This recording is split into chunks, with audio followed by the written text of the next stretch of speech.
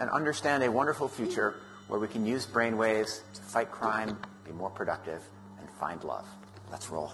Sensing your joy, your playlist shifts to your favorite song, sending chills up your spine as the music begins to play. You glance at the program running in the background on your computer screen and notice a now familiar sight that appears whenever you're overloaded with pleasure. Your theta brainwave activity decreasing in the temporal regions of your brain. You mentally move the cursor to the left and scroll through your brain data over the past few hours. You can see your stress levels rising as the deadline to finish your memo approached, causing a peak in your beta brainwave activity right before an alert popped up, telling you to take a brain break. Your mind starts to wander to the new colleague on your team, whom you know you shouldn't be daydreaming about, given the policy against intra-office romance. But you can't help fantasizing just a little. But then you start to worry that your boss will notice your amorous feelings when she checks your brain activity and shift your attention back to the present. You breathe a sigh of relief when the email she sends you later that day congratulates you on your brain metrics from the past quarter, which have earned you another performance bonus. When you arrive at work the next day, a somber cloud has fallen over the office.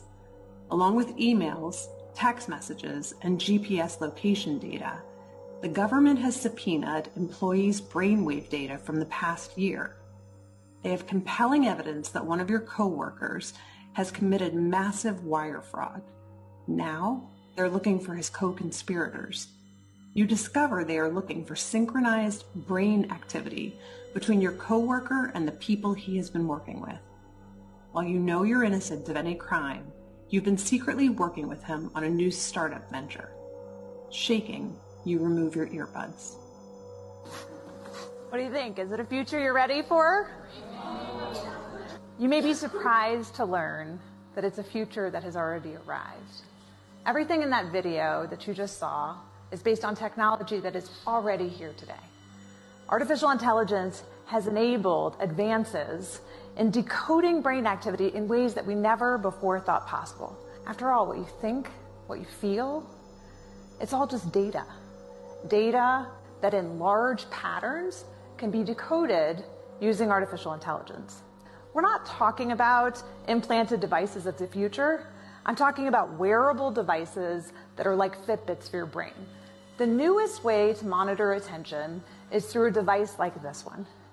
These are ear pods that are launching later this year. These ear pods, much like the video you watched earlier, are ear pods that can pick up brainwave activity and tell whether or not a person is paying attention or their mind is wandering. Okay, well, you might think, fine, but even if we can tell whether a person is paying attention or their mind is wandering, you can't tell what they're paying attention to. You would be wrong. Turns out that you can not only tell whether a person is paying attention or their mind is wandering, but you can discriminate between the kinds of things that they're paying attention to. Whether they're doing something like central tasks, like programming, peripheral tasks, like writing documentation, or unrelated tasks, like surfing social media or online browsing. When you combine brainwave activity together with other forms of software and surveillance technology, the power becomes quite precise. So what do we do with this? What do we do with technology that enables us to monitor brainwave activity for attention? Do we embrace it? Do we resist it? I believe that there is a pathway forward with such technology. We might soon even use the technology to help people wake back up. This is a haptic scarf that MIT Media Lab has developed, which uses brainwave technology in a responsive way to give a person a little buzz, literally, when their mind starts to wander, to help them refocus and hone their attention. I'm giving you the positive use cases because what I don't want the reaction to be is, let's ban this.